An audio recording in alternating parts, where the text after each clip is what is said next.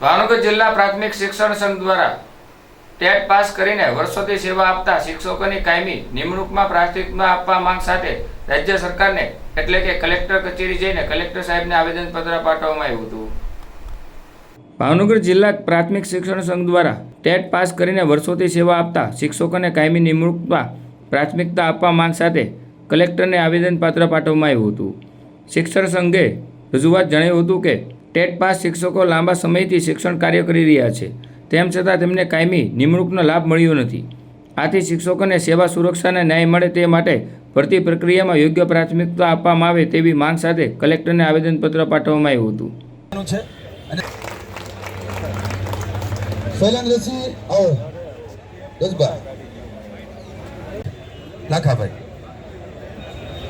जय शिक्षक, जय शिक्षक। भावनगर जिला संघना प्रमुख श्री नवगण जिला प्राथमिक शिक्षक संघ वती आवकारीए छीए। આજનો આપણો એક કાર્યક્રમ કોઈ એક મુદ્દામાં શૈલેષભાઈ દાંડિયા મહાનગરપાલિકા પ્રાથમિક શિક્ષક સંઘના પ્રમુખ તરીકેની હાલની જવાબદારી છે। ગુજરાત રાજ્ય પ્રાથમિક શિક્ષક સંઘ અને ગુજરાત રાજ્ય નગર પ્રાથમિક શિક્ષણ સંઘના સંયુક્ત ઉપક્રમે આજે અમે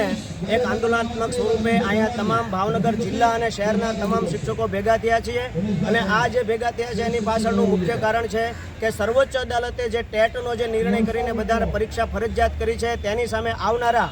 સંસદના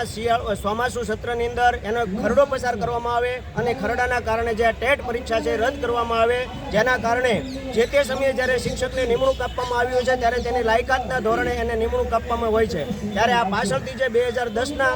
પહેલાં લાગેલા જે શિક્ષકો છે તેને હળાલ અન્યાય થયો છે, એના વિરોધમાં આજે અમે આવેદનપત્ર માનનીય કલેક્ટર સાહેબને આપવાના છીએ અને ત્યાર પછી અમારા રાજ્યના સંઘ વતી અમને જે પણ સૂચનાઓ મળશે એ આવનારા દિવસોમાં વિધાનસભા સત્ર છે તો તેનો ઘેરાવ કરવાનો રહેશે અને સંસદનું જ્યારે ચોમાસુ સત્ર ચાલુ થશે ત્યારે ચોમાસુ સત્રની અંદર પણ સંસદનો ઘેરાવનો કાર્યક્રમ અમારા નજીકના ભવિષ્યમાં પણ આપવાનો થશે તો અમારે ઉપરની જે સૂચના હશે તેનું પાલન કરીને આપશું। એટલે અમે સૌ અમારી માંગણી માટે અડગ છીએ અને અમે આજે સૌ બહોળી સંખ્યાની અંદર લગભગ તમામ તાલુકા અને જિલ્લામાંથી અને મહાનગરપાલિકાના અત્યારે કોર્પોરેશનના જે શિક્ષકો તે અમે ભેગા થયા છીએ અને લગભગ 1000ની સંખ્યામાં અમે ઉપસ્થિત થયા છીએ, ત્યારે અત્યારે અમે